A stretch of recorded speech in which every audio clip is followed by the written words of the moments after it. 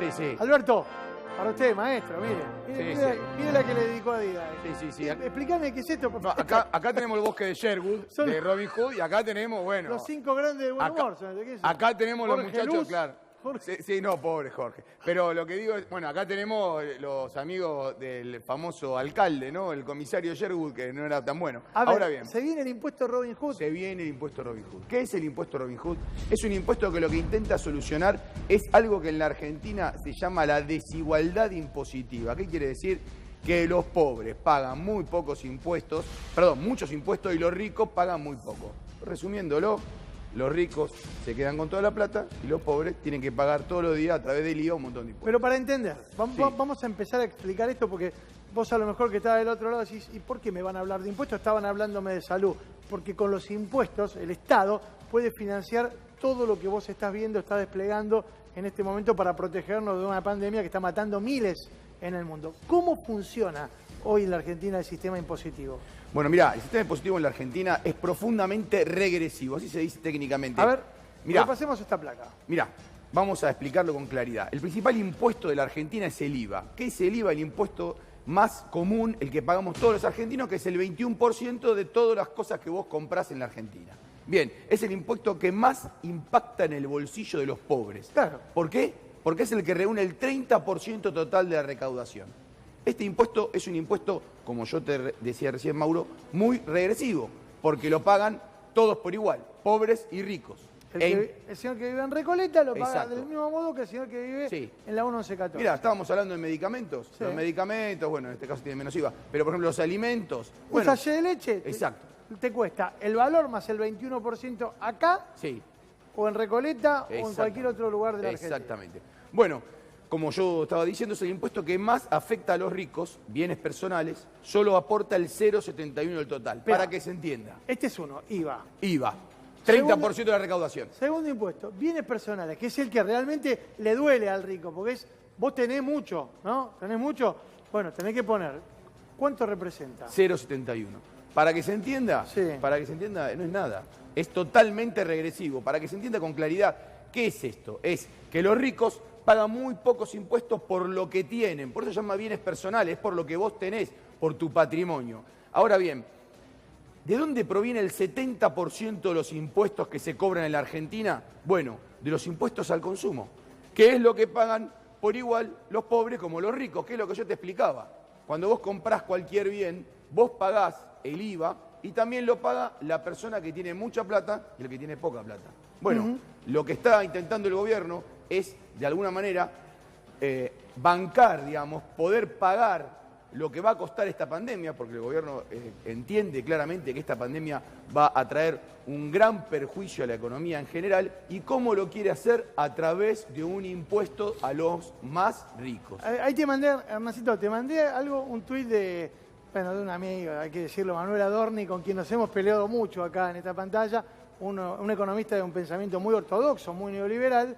Hoy tuiteó algo, pero me interesa más que el tuit de Manuel, lo que tuiteó, porque tuiteó un video con un segmento del discurso que ayer dio el presidente de Uruguay, Luis Lacalle Pou. Fíjate si lo podemos recuperar, porque me parece interesante para plantear la postura antagónica de lo que la Argentina está queriendo hacer en este momento, ¿no? Porque se viene un impuesto que va a apostar justamente a sacarle plata a estos, a los ricos. Agravar el porcentaje de argentinos que menos impuestos pagan, que son los ricos. Ya sé, vamos a decir, yo pago ganancias, que es un impuesto al trabajo. Sí, está bien. Ese es un impuesto también que muchos llaman de regresivo, que es un impuesto, si vos querés, injusto, porque lo pagan los que trabajan. Pero en la Argentina lo que no se grava es el patrimonio. Se grava el consumo, como yo te contaba. Una persona que consume es lo que hace que el 70% de la recaudación sea el IVA. Escuché lo que decía ayer el presidente de Uruguay, Luis Lacalle Pou, al respecto de, bueno, cómo va a salir, cómo se va a financiar o cómo se tiene que financiar el Estado. ¿A quién le tiene que sacar plata al Estado según el presidente uruguayo? Escúchalo. Realmente lo estuvimos hablando con Lito Alfi y con Azucena Arbeleche en estos días, acerca de gravar el capital. Hoy gravar el capital, desde mi punto de vista, es amputar la posibilidad de los que van a hacer fuerza en la salida de la crisis. Por eso no lo vamos a hacer. Tiene una mirada diametralmente opuesta a la que tiene el gobierno argentino, o por lo menos un sector del Frente de Todos que está impulsando la ley que ahora vamos a contar. Ellos no quieren ir por esa salida. Ellos dicen, no le podemos tocar la plata a lo que más tienen. ¿Por qué?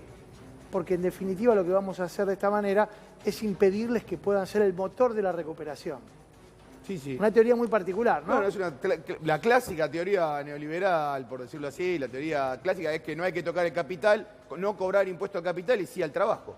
Bueno, en el mundo entero está dando resultados no tan buenos, ¿no? Vamos a lo que se está proyectando acá, porque vos hablabas recién del impuesto Robin Hood. ¿En qué consiste el impuesto Robin Hood? Bueno, este impuesto lo ponemos a Máximo y al presidente porque es Máximo el que está movilizando, Máximo Kirchner el que moviliza este gravamen, este impuesto, es que se haga un impuesto extraordinario, por única vez quizás, de 1,25 para quien posea bienes por más de $1 millón. Es importante explicar esto, porque en la Argentina son 114.000 personas. A ver. No es que le vas a gravar a gran cantidad de argentinos, son 114.000 personas. ¿Somos 44 millones? Sí, claro. Y solamente se verían afectadas 114.000 personas físicas. Sí. Porque ayer lo explicaste muy bien esto. Sí, tal cual. Acá no estás grabando a la empresa. No. Vos no grabás a Techín. Exacto. Vos lo grabás al señor Roca. Exacto. Que tiene una fortuna de $8.000 millones. No grabás a hipermercados o supermercados Coto. Lo grabás a don Alfredo. Exacto. Pero ahora, ¿qué es lo particular de esto? Lo particular de esto, si la tenemos la otra plaquita, lo podemos ver, es que en la realidad, con esto se podrían recaudar hasta $2.800 millones. Miren, este número abstracto que anual, ¿no? Anual. Anual, sí, claramente. Son $2.800 millones. Este número abstracto, ¿saben qué significa? Significa tratar de morigerar, de atemperar, de frenar un poco la caída que va a tener la economía argentina este año, que muchos ya esperan que supere casi el 3,5 o 4%. Una caída estrepitosa, piénsenlo, ¿no? O sea, 4%. Imaginen que el año pasado nosotros tuvimos un año horrible en materia económica y la Argentina cayó poco más del 2%. Claro. Imaginen lo que es el doble o más de eso. Bueno, ¿qué está intentando el gobierno? Tratar de que esa caída de la economía no sea, de alguna manera, dejarnos en el desierto a todos los argentinos. Exacto, pero no solamente esa medida se está pensando, se está evaluando. Te lo recuerdo, no es el gobierno, el Poder Ejecutivo, sino que es un ala dentro de lo que es el bloque del Frente de Todos, Exacto. la que están elaborando. ¿Te acuerdas que hablábamos con Heller de esto el otro día? Sí. Ayer hablábamos con Leopoldo Moró. Exacto. Ahora en un ratito vamos a hablar con otra de las economistas que está inspirando desde dentro del Parlamento esta iniciativa. No solamente van a grabar eso que recién mencionaba, sino sí, que ¿qué no van a solamente a las personas que tengan patrimonios por más de $1 millón, sino también grabar del 12 al 15, esto está muy en estudio, a los que ingresaron al blanqueo. ¿Por qué? Porque la Argentina ingresaron al blanqueo $120.000 millones, casi $120.000 millones, y esa plata pagó muy pocos impuestos también, muy pocos impuestos. Y recordemos, esa plata, por decirlo así, tiene un defecto de origen, un pecado de origen, que es plata que se recuperó de la evasión impositiva. Y a ver, y está claro que eventualmente cuando vos le decís tráela, que no te voy a matar, tráela, yo sé que me curraste, yo sé que no garpaste lo que tenías que garpar. Ni siquiera me voy a preguntar cómo la conseguiste. Vos traela y a partir de ahora la metés en el circuito y empezás a gatillar por eso. A esa gente la idea es grabarla entre un 2 y un 15%. Sí. Es una franja bastante amplia, Sí, ¿no? claro, es un franja bastante amplia porque es progresivo. Si vos el promedio de blanqueo en la Argentina fue $80.000. A $80.000 no te van a cobrar el 15%. Ahora, si vos blanqueaste $50 millones, como algunas personas blanquearon, sobre todo de la familia Macri, digamos aproximadamente. Bueno, lo veíamos Gianfranco allí, Macri, Gianfranco. claro. Bueno, es probable que te graben mucho más, te graben más hacia el 15 que hacia el 2. Ajá. Ahora, algo que no se está hablando y que me han contado es que otro gravamen que se está estudiando es la posibilidad de ponerle un gravamen especial a las 1.000 familias que tienen 11 millones de hectáreas en la Argentina. 1.000 personas, no 1.000 familias, hay que decirlo, 1.000 personas. 11 millones de hectáreas en la Argentina. Espera. ¿Escuchaste? Hay 1.000 personas. 1.031. 1.000 tipos. 1.031 personas. Hijo de puta. 1.031 personas que tienen 11 millones de hectáreas Qué en la botonazo, Argentina. Y que pagan un impuesto, que es el impuesto inmobiliario, que también es tan bajo como bienes personales, como yo te conté. Esto se está evaluando para aplicárselo a gente. Volver, Nacito, a la placa inicial, a donde estaba nuestro Robin Hood. Espero que no termine como Robin Hood. Pero, a ver... Sí, acá estos señores que son de Nottingham, digamos. ¿Te acordás de Robin Hood? Bueno, ahorita es el alcalde de Nottingham y sus amigos. Y acá lo tenemos al señor de Sherwood. Bueno, bueno, acá tenés... Lo conocemos, ¿no? Sí. A esta carita. Sí, el hermano. El hermano de Mauri. Sí. El que pudo hacer un blanqueo producto de un decreto que hizo el presidente, ¿no? Que estaba prohibido. Sí, el hombre más rico de la Argentina, Paulo Roca. El hombre de Techín. 8.000 millones de fortuna personal. A este que nos agarcó bueno, este lo conoces bien. Este que se parece a Gustavo Luteral. ¿Quién es? Marcelo Mindlin, el hombre de la energía en la Argentina, un hombre importantísimo, con una empresa Pampa Energía muy importante, 700 millones de pesos. Y el querido Alfredo Coto, ¿eh? Sí, 7.000 millones de pesos tenía Alfredo en el exterior, los trajo y pagó el blanqueo y los tiene en la Argentina en diferentes activos. Vamos a hablar de esto, Anita, ¿y con quién? Así es, ya está en comunicación telefónica con nosotros la diputada nacional, economista ella y también presidenta de la Comisión de Finanzas de Diputados, Fernanda Vallejo. Buenas noches, Ana Cecilia, Mauro Federico y todo el equipo te saludan. ¿Cómo estás? Hola, ¿cómo están ustedes? Buenas noches. Bien, ¿cómo va a ser la situación y cómo es de los ricos más ricos del país y cómo viene el entramado más fino del proyecto del impuesto a los más ricos? Bueno, estamos trabajando sobre la base de diferentes escenarios. Hubieron además toda una serie de ideas y propuestas de diferentes diputados y diputadas y sobre eso estamos trabajando. La verdad es que ustedes lo señalaban bien, ¿no? Hay fortunas muy importantes en la Argentina y en una Argentina que además es un país muy desigual con una estructura de desigualdad que ha empeorado sensiblemente en los últimos años. Para ponerle un número, entre el 2015 y el 2019 el 10% más rico, el que está en la cima de la pirámide de ingreso, logró capturar 8 puntos porcentuales más del ingreso nacional, es decir que se concentró mucho más la distribución del ingreso en la Argentina.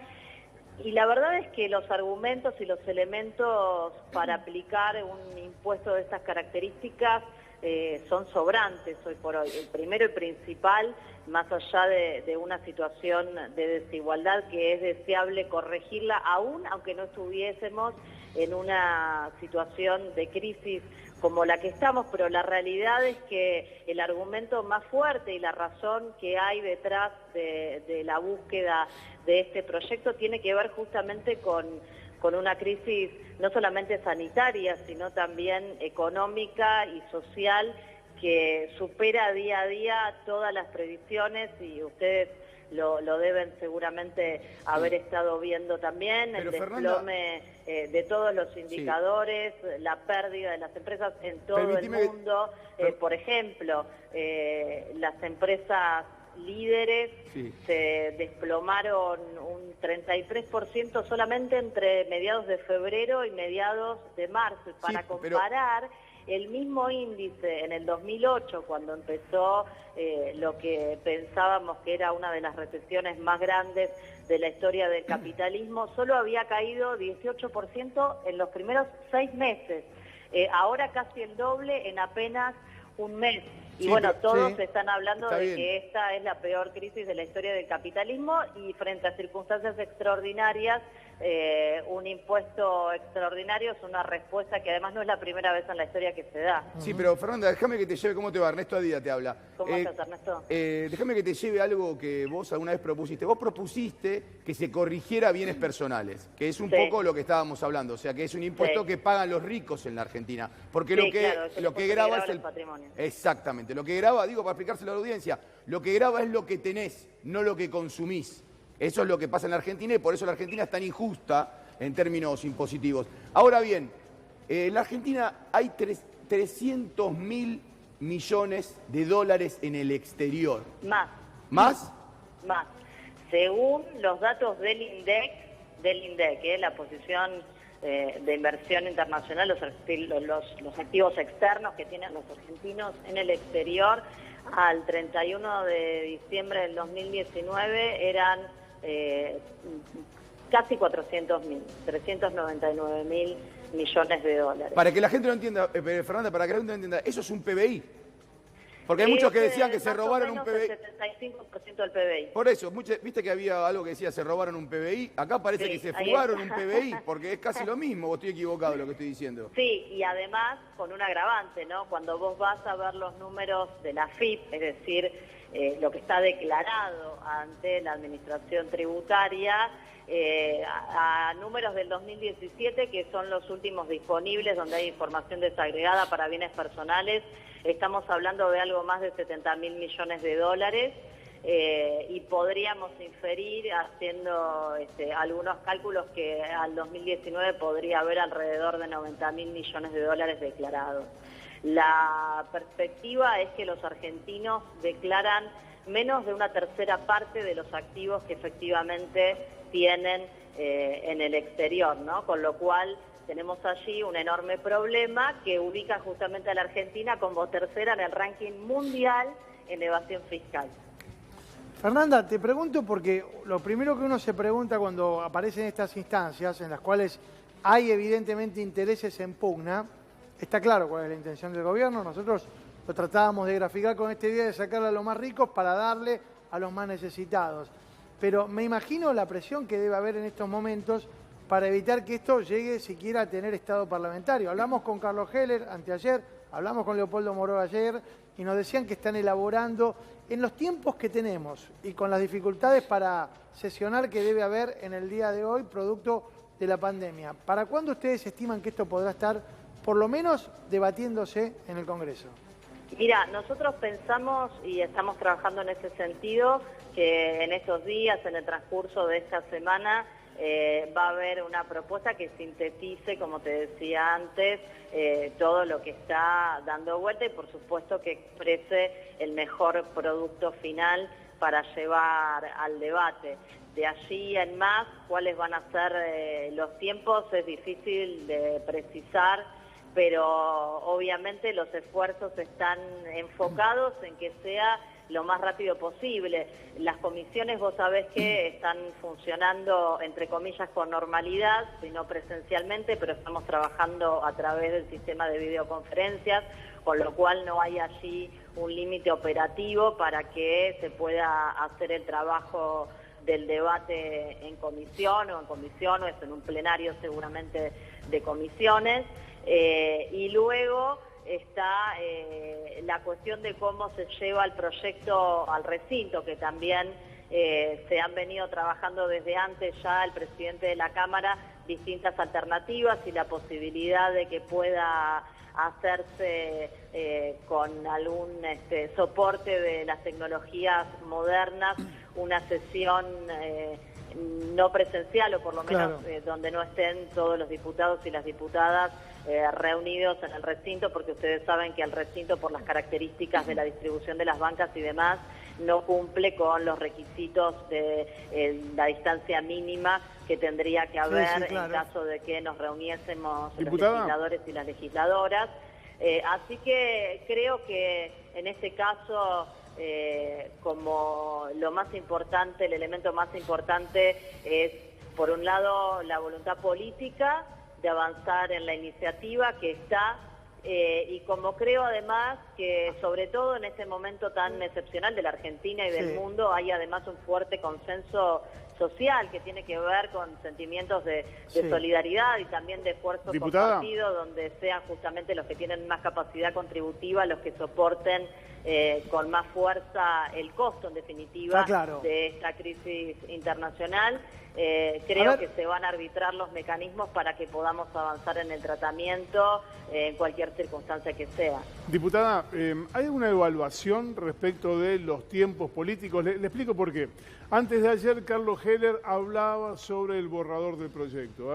Ayer lo hacía en este canal Leopoldo Moró, hoy lo hace usted. En el resto de los canales, otros representantes de la vida política también están hablando de esto. Los sectores económicos, ni hablar, que cuentan con información privilegiada y sobre todo capacidad de lobby.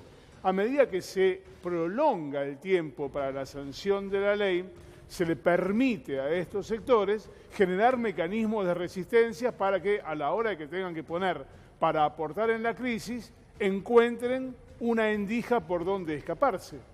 No, mira, la verdad es que ni bien se conoció la idea y cuando no había ni detalles, ni se había debatido demasiado, ni nada, enseguida los sectores que históricamente han defendido a los poderosos de la Argentina y que vos señalás, se abroquelaron rápidamente y salieron a pronunciarse en contra de la idea, particularmente el bloque parlamentario que representa al anterior gobierno de la Argentina.